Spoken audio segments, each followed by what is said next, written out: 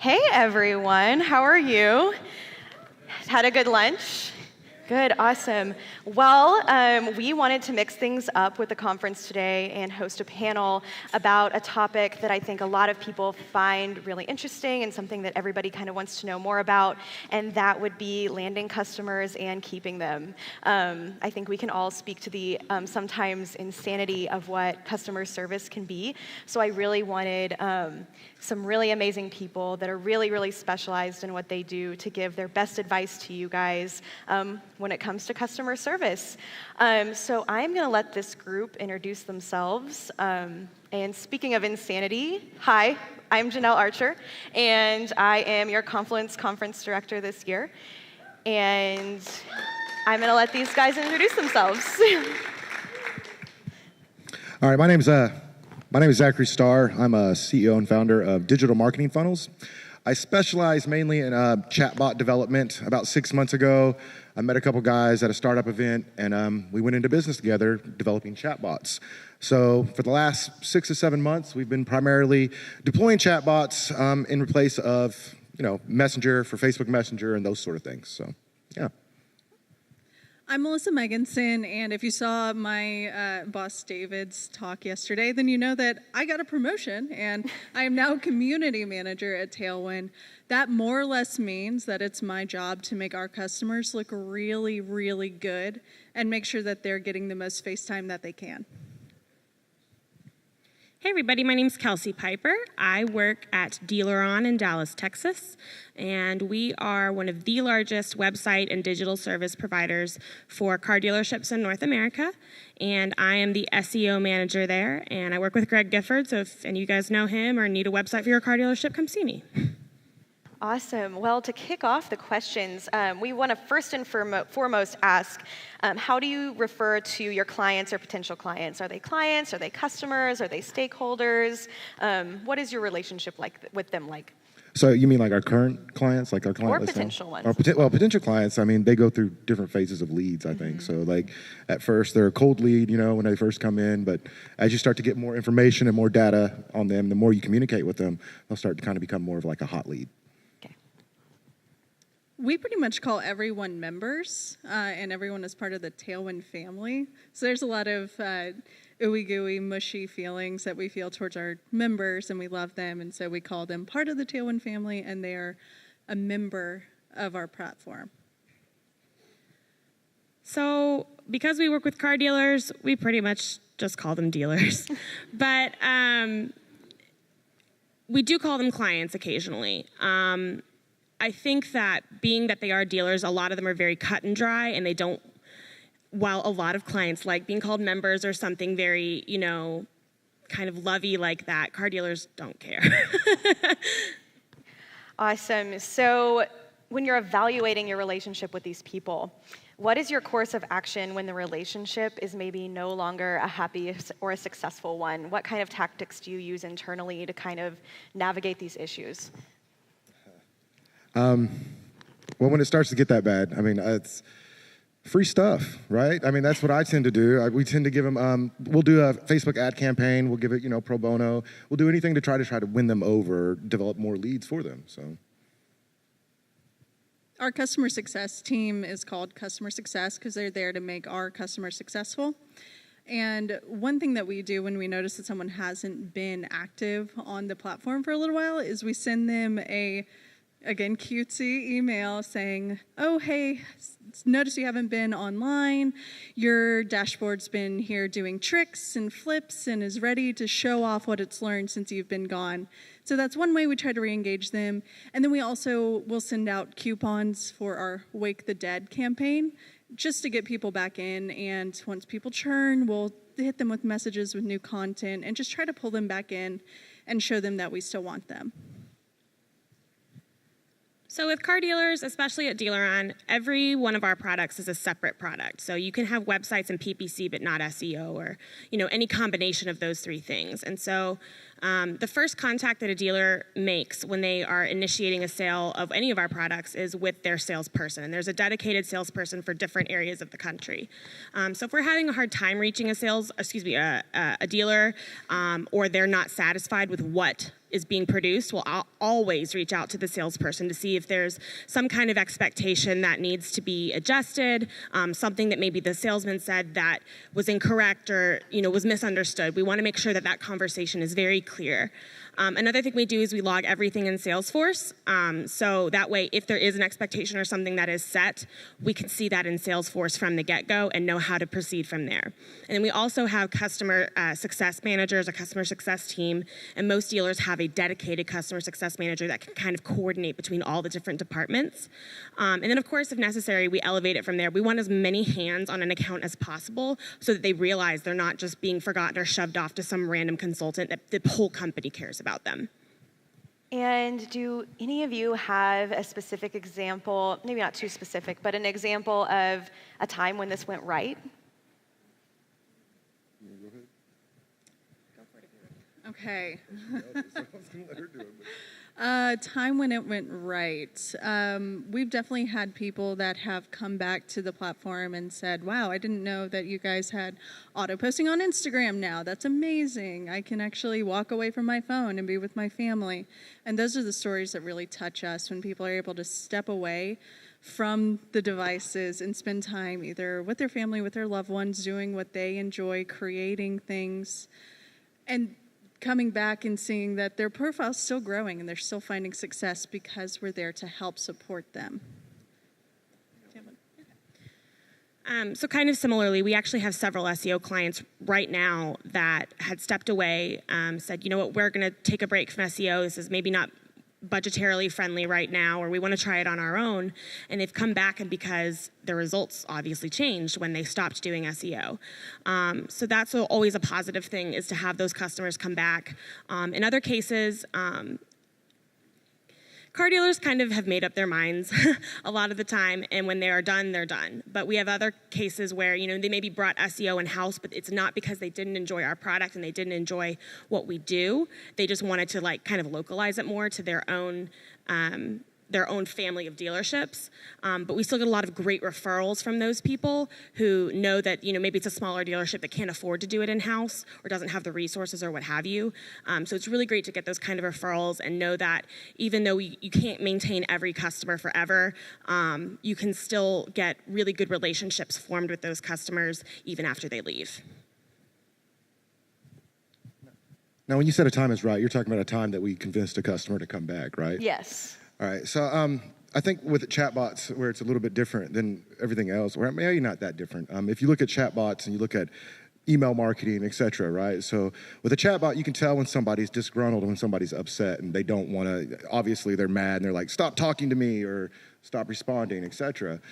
Well, there's parts of chatbots that will flag it for you, so you'll know when those individuals are upset with it, et cetera. So you'll be able to actually communicate with them one-on-one. So you'll be able to find that user, identify them, and actually start messaging them individually. So maybe they're not so frustrated by the user experience that they're going through currently, and maybe you can flag that as something to update later on. What are some tactics that you use, especially for those one-on-one conversations, to kind of calm someone down, maybe if they're really upset and in the moment? How do you rationalize with those people? Well, I mean, everybody that's called a 1-800 number or something like that's been frustrated before, right? And you're just like 0, 0, 0. So a lot of the times they already calm down automatically as soon as you start communicating with them and they realize they're not talking to an automated service or a chatbot, et cetera. I think maybe if you get them to that point where you're actually messaging them or you're texting them or you're emailing them, et cetera, I think the best way to kind of calm them down would be hey, what is your phone number? I'll call you. Get on the phone with them and, just relate with them. Yeah, 100%. I've gotten some very profane emails because people think I'm a robot. Yeah. And then when I'm like, oh, I'm so sorry that this happened. How can I help you? How can we make it right? They feel bad. They realize that it's a real person and that we're there to help them. And it's not just the 1-800 number pressing 0 trying to get through. So having that personality and being a person makes it really a lot better. Yeah, I kind of want to echo that. So car dealers obviously are typically not very technically savvy. And so they get really frustrated really quickly because they just don't understand what's going on. Some of them don't know how to use a Google browser, kind of a thing. And a lot of times they just want to gripe and you have to listen. And that is something that's very crucial for my team. I did it as a consultant and as a team lead, and now as a manager. I've never changed my tactic, and it has worked every time. And that is to literally just let them gripe, let them vent, and then I never say, I'm sorry, that sucks. Or I might say, you know what, if I were in your situation, I would feel the same way. I can totally understand your frustration, because they just want to be heard. So I completely agree. Getting on the phone with them is essential. Letting them know that you hear them is also essential, and showing them that you're willing to work with them and find a solution, even if what they're asking for is kind of ludicrous. Just let them know that you're willing to work with them. It almost always mitigates the problem. Yeah, I definitely think that humanizing the entire process is such a big deal. Like, people just want to talk to people. We're all human beings, and I think that makes such a huge difference. And so, other than dealing with customers who might be upset with your services or maybe don't think that they're getting the results that they could be doing, let's talk a little bit about potential customers. How do you guys identify your potential customers? What tactics do you use to kind of get them interested in what you're selling to them? I think there's a few people in here that are like software as a service, right? They run that. So as a SaaS product, I think the best way to kind of get customers in, again, is kind of just give them a free trial, right? Yeah. Like get them hooked in. Maybe don't give them everything that like you have to offer, but give them just a small taste or something that they're really going to enjoy. And then after 15, 45, 30 days, whatever, then you can kind of, hey, now it's time to kind of pay, or we're going to have to take some of those features away. So I think that's kind of how I currently get customers, is we give them the chatbot to test out, to try, and then if they like it, they can stay with us or they just move on. The best tactic that we have is having our members go out and talk to other members about Tailwind and tell them about the success that they've had and share their metrics. And then once they create those posts or those videos or podcasts, we will promote that. We don't care that it's on our website. We will put money behind that so that we are actually supporting our customers' success and showing others in their own words how people are finding success with Tailwind. And it brings in tons of leads, and people just believe other people more than if I went up to someone and said, yeah, Tailwind's amazing. We have great success with Tailwind. We are Tailwind. It just doesn't mean as much as a mom blogger that's gotten millions of views from Pinterest because they've been using Tailwind and they tell their story organically and naturally. Can I ask a question? Yeah. Yeah. So you said that you had your members actually give you videos and that type of content. Like, do you ask for that, and what does that look like whenever you actually ask them to give you that type of content? We have an affiliate program. And so we're actually paying them to do that in a way, so they can sign up and get 15% recurring commission on every person that they refer to Tailwind. And so that's a way for them to promote us, and we help them, of course, with affiliate sales. And then a lot of times they don't know that we will give bonus commissions for those high-quality pieces of content. So then someone emails me and says, hey, I created this blog post, and this is amazing, we want to promote it. Here's $25 extra because we just love it so much. So it builds up that trust, and we've had incredible success with it. We've gone from in the 4,000s on share sale and affiliate program to one of the top 100 affiliate programs on their site. So it's been really good for us. So our approach is actually a little bit archaic, if you ask me. We have territory sales directors, like I mentioned, and they actually will cold call dealers. A lot of them actually have these great relationships with dealers, and kind of once you have an in somewhere, it's not quite as much of a cold call to go to the other dealers in that area. And we have some territory sales directors that go to a lot of conferences, that spend a lot of time in the automotive industry just making contacts, not even just making the sale, but just making friends. And so that's one thing that we do. We also will spend a lot of time at automotive conferences. Two specific ones that we go to multiple times a year are NADA, which is the National Automotive Dealers Association, and Digital Dealer. And those are probably where we get almost 60% of our clients, because they're all going looking for solutions to make their business and their sales better and get more leads. And one of the things we'll do at those excuse me, one of the things we'll do at these different conferences is we may do a free audit right in front of them. So we'll have an expert, like Greg often goes to these conferences, or other managers or other team leads will be there, and they'll go to these conferences and say, hey, we're gonna look at your website together right now, and I'm gonna tell you what's wrong with it.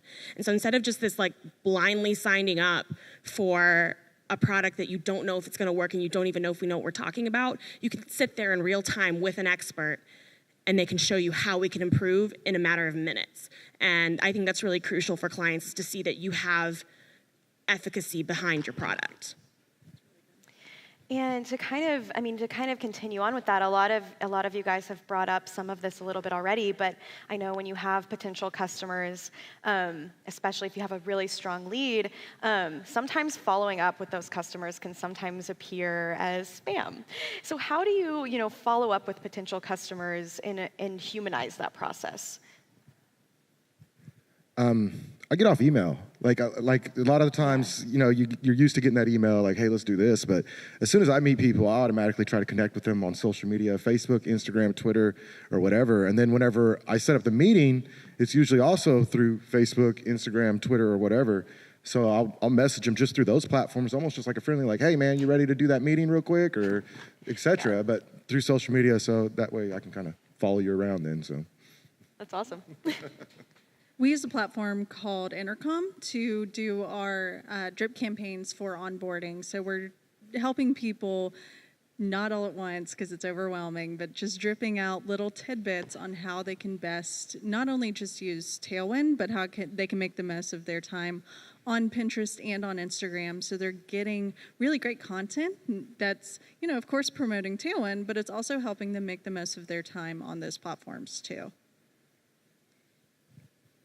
So like I mentioned, with our sales team, obviously, they go and make a lot of in-person visits to the dealership. And even after they make that contact, even if after they've made their initial proposal, they'll continue to go back and just see if there are any pain points that they can solve. So it's not just always like, hey, buy this, buy this, buy this. It's like, hey, how are sales? How are leads? What are some things you're experiencing? So we can also take that stuff back to our teams and say, okay, this is an issue with dealers right now. Like, Chevy dealers are down this year. Like, we need to improve sales for Chevy dealers. How can we do that? With our lead guarantee and things like that. So there's a lot of that. And then the other thing that we do is that once they're interested in the product, we put one of the managers, either myself or some of you guys know Steve Shackelford or even Greg Gifford, will get on the phone and give that demo to that person. They may have already heard about it from the salesperson, but knowing that they're speaking to someone on our exact team, whether it's SEO or PPC, it just personalizes it a little bit more. And typically they've made their decision by the end of that phone call. Either they're going to buy or they've decided they're going to go a different direction. But just that little personal touch of seeing the salesman in person multiple times and then hearing directly from the team that you're going to be working for is really important. And speaking of working with your whole team, what is your best advice for keeping your teams in the loop in the sales process, especially maybe for teams that are having trouble with this, or only a few people know what's going on, but the whole organization sometimes gets a little left behind. So what's your best advice for keeping everyone in the loop of your sales process and what your potential clients are doing? I think it's important first, you got to have the processes lined out, right? Yeah. And that starts at the very beginning whenever you first start hiring your sales team, to make sure that they know the exact processes and the steps you take. On top of that, you got to have a CRM, right? You got to have something that you can put notes in, like every time you get a new lead or something, you put their name in there, and then you can put little notes like, this lead has 2 dogs that absolutely love Shih Tzus, or something like that, something just that you can relate, or your salesman can relate to them. And then it's important to update that constantly, not just you, but to have your team actually update it as well. And just use another tool like Slack or something like that to communicate and stay in touch. Oh, I echo Slack. Oh, we love Slack We so love Slack much. too. It's so good. We have a remote team. A lot of us are in Oklahoma City, but then we have someone in Australia and someone in North Carolina, and our other offices in New York City. So having that system where we can talk to each other immediately and say that something is wrong, that we have a bug, or that a customer's having a problem, really quickly and being able to tag that person right away in Slack, and all of us have it on our phones and it's going off all the time, but it's great because we're all able to talk to one another and keep each other in the loop instantaneously. Love Slack. If you don't have Slack, get Slack. It's the best. Love it. Yeah, I'm definitely going to echo both of these guys over here. Specifically on the CRM, it's so crucial. Like I said earlier, we use Salesforce, and we have it broken down in multiple levels, so it's applicable for whatever person is accessing that information. So like, for example, you may have Pomoco CDJR, and Pomoco CDJR is an account level. Every product and every sales opportunity within Pomoco CDGR is listed there, and you can click on that sales opportunity and see, how the sales process went. Did the salesperson have any notes that they took? And then you can go into if they win, quote unquote, win that opportunity, they'll have a managed product. And the managed product is what the consultant and the team lead log every piece of communication, whether it's an email or a phone call or just a general note, it's in there. So that's so crucial for other teams to see, and it's so crucial for us as well, because a lot of times dealers will be like, well, I never said that, and just like, actually, you did. And so we can really point to really poignant information, and then we actually use HipChat, which I don't like, but Slack and HipChat are merging, so yay, go Slack. And, 1 second. I wanted to give another little piece of advice real quick. Yeah. I use HubSpot. And I know if any of you guys don't have a CRM, that HubSpot, I believe it's free for, I think it's HubSpot Sales or something like that. But it's just to get you started with a CRM, you could use HubSpot, the free version, so. Awesome. And like going along with, keeping a relationship with potential clients, how do you keep your internal relationships with your current clients? How does that differ? I can make something up.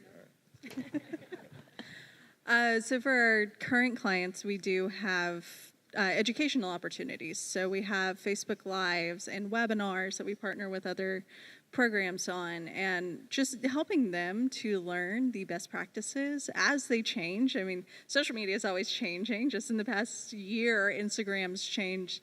Feels like everything. Same with Pinterest. And so helping them stay up to date, as well as stay up to date with what our offerings are, and just keeping that educational line open. Each week we have a newsletter where we send out both our content and content that's related to social media, the platforms we serve, and even our member content, just to help keep them engaged and make sure that they're keeping up with everything and getting that education.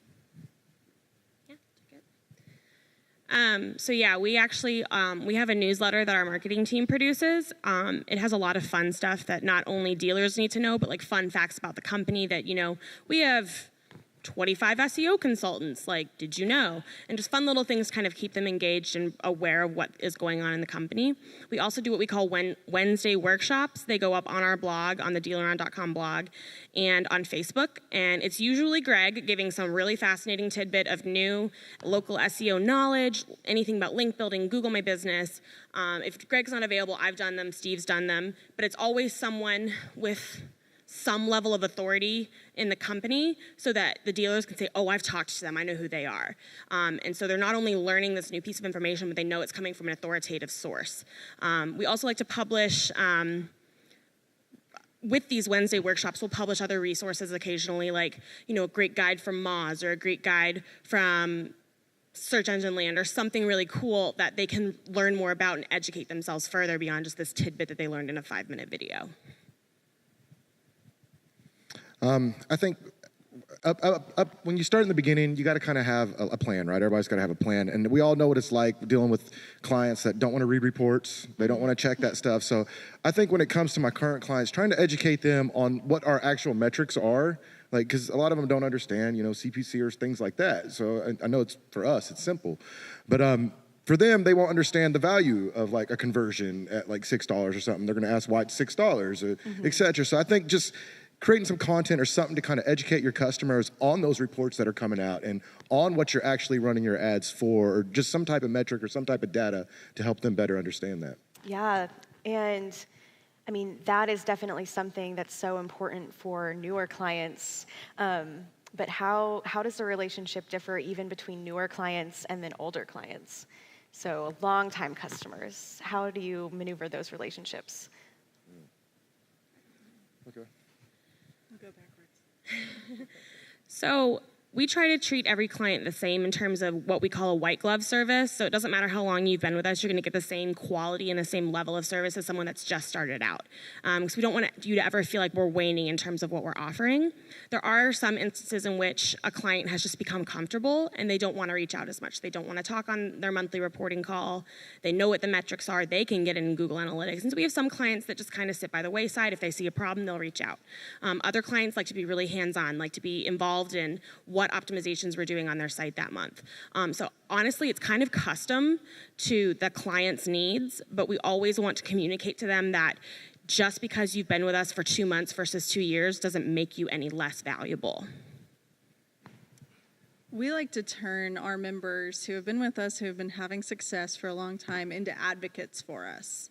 And we do that through our affiliate program that I was mentioning earlier, as well as a referral program where they can get years of Tailwind for free. And I mean, even one of my current coworkers, Elisa, was a speaker at Social Media Marketing World. She's one of our very first members, one of the first influencers I ever built a relationship with. And now she's on our team, and she's bringing that expertise that she had to Tailwind. And that's kind of amazing to turn a customer into an actual employee. And so we feel that connection with a lot of our older customers, and we have those deep roots and deep love, honestly, for them. Yeah, I don't know that if I treat newer customers versus older customers any different. I kind of want to reiterate on her point. I mean, each customer has a unique, some of them are like microtasking, like they're really hands-on, and some of them, they don't even check the reports, they don't even care, right? So like, I just think you got to kind of tailor that to every single customer. I mean, it just depends on the customer that's coming in and how they are individually. Yeah. So ultimately, at the end of the day, how do you measure success and happiness of your customers?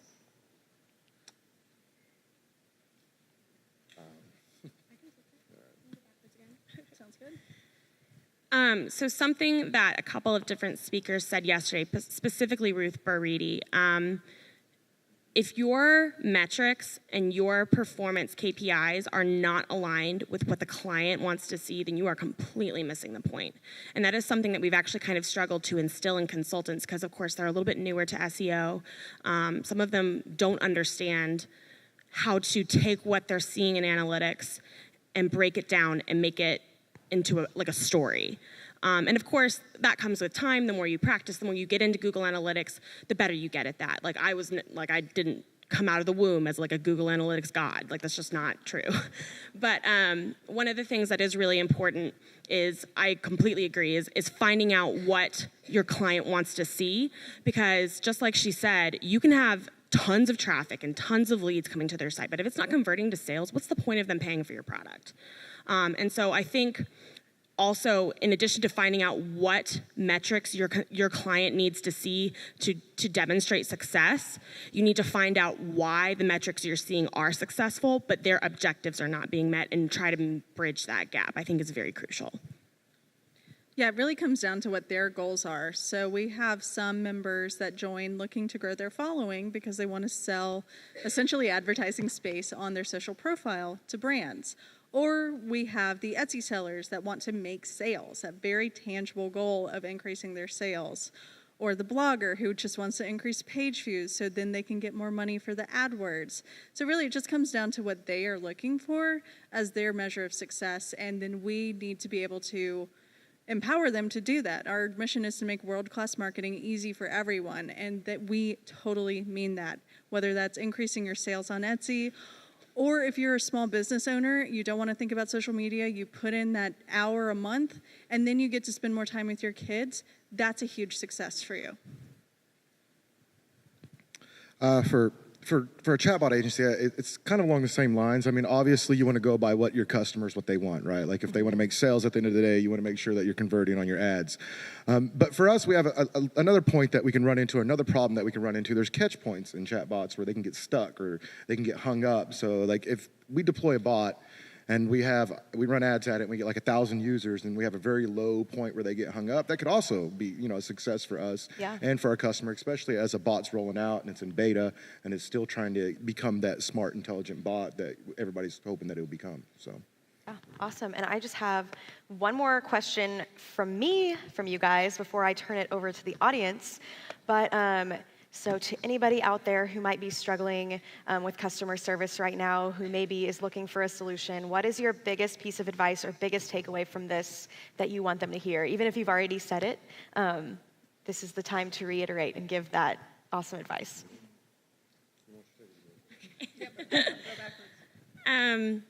I think my biggest piece of advice is to remember that your clients are human. I mean, you guys know the, gross used car salesman stereotype. But even that gross, sleazy used car salesman has a wife and a kid and a dog and dreams and aspirations, and he's frustrated because these things that he wants are not being met. Not because he hates you. It's nothing personal. And I think that's a really important thing to take home at the end of the day, is knowing that you did what you could for that customer, and whether they are mad or not, you are trying to meet their needs. I've got a couple of specific employees in mind that take it very personally. They're like, oh, she hates me. She's going to yell at me on the phone. It's like, no, she's not yelling at you. She's yelling because she doesn't understand. So help her understand. Make her aware of what you mean. Help her meet those objectives. And don't take it personally, because if you bring your job home with you every night and you can't sleep because you're so scared to talk to that client the next day, then you're doing it wrong. Everything Kelcey just said.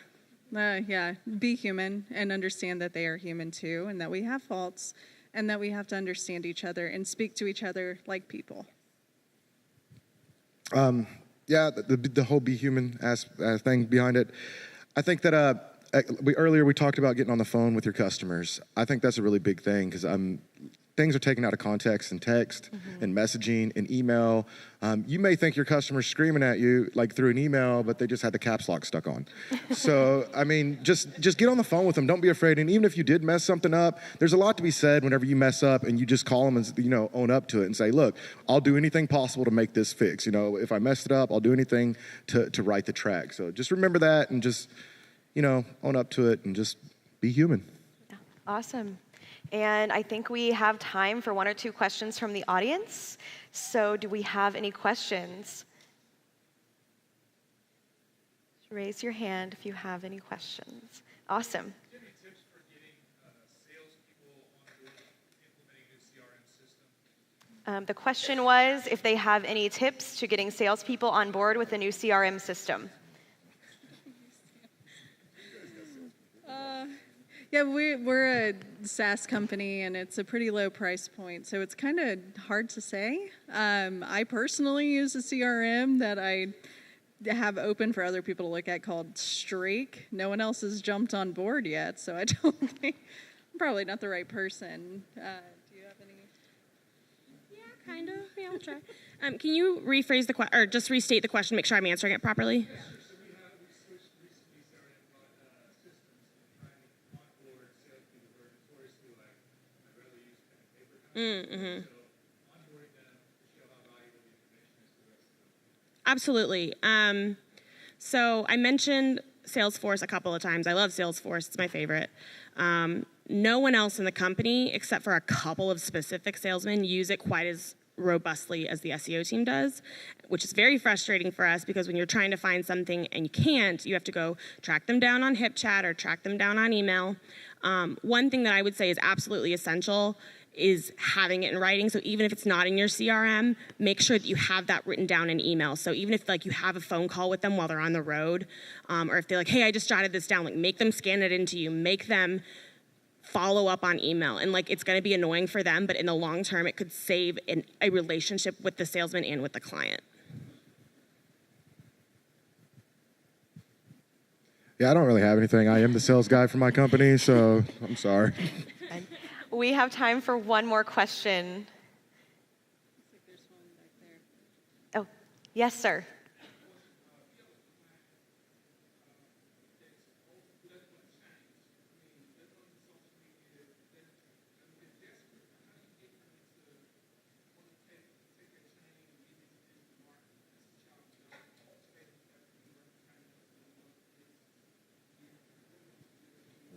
Okay, awesome. So the question is, say you have a client that is stubborn and doesn't want to change, but you want to get them to start something new, maybe sign on to digital marketing or try a new service. What is your best advice to get these clients to kind of listen to your advice?